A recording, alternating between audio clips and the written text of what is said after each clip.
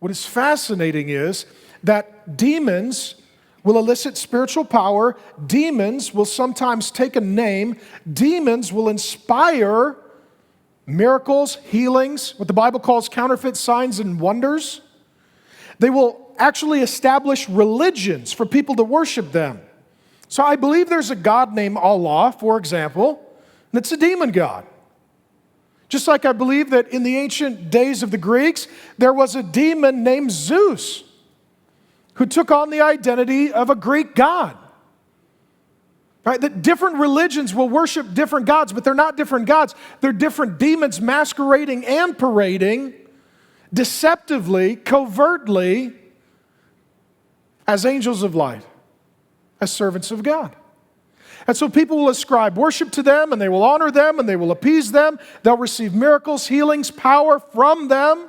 They'll think they're worshiping God when they're not. They're worshiping lower, lesser created beings, demonic spirits, servants of Satan. This hit me in this curious moment. I'll do something interesting here. I was in Turkey last November, and I went to this location, and I saw this very interesting site. This is actually in what is modern-day Turkey. In your Bible, it's called Pergamum. Pergamum is one of the locations of the 7 churches of Revelation. I'm going to lead a tour there in June or July next year. I think it's in July. And when we went to this location, there was this huge amphitheater overlooking the city. The city is mentioned in the Bible, in the book of Revelation. And in the book of Revelation, it says that that is where Satan has his throne. I always wonder, what does that mean? Satan has his throne. He's not all present like God, so he has to set up headquarters on earth for this battle somewhere. And in that day, it was Pergamum. So you go to Pergamum, and there was this location there. And we were told that in that very spot, there was previously an altar to Zeus. There was an altar to Zeus.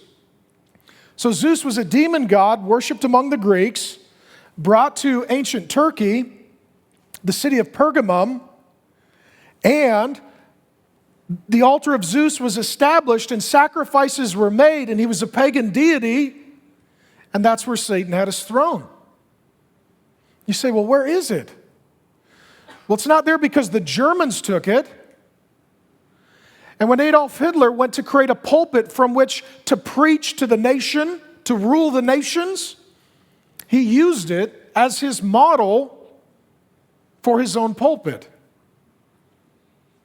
So here's what I'm telling you. Demons don't die like we do. They work from one generation to another. They can empower the Greek worship of Zeus. They can empower paganism in Pergamum. And they can empower Nazi Germany to try and extend the kingdom of darkness. Some of you will be freaked out by this. Let me just say this. Be freaked out by this. Satan and demons are real. They're really at work in the world. The nations, the false kings, the false religions, the false prophets, the false apostles, the servants of darkness are real. And so's Jesus. Be concerned. Be aware, but do not be afraid. Instead, realize, even from the story of this man, though Satan and demons are at work, Jesus is more powerful. Jesus is more authoritative. When Jesus commands them to leave, they must. So we love and worship and serve Jesus. And we walk soberly, and we walk humbly, and we walk repentantly, but we don't walk filled with fear.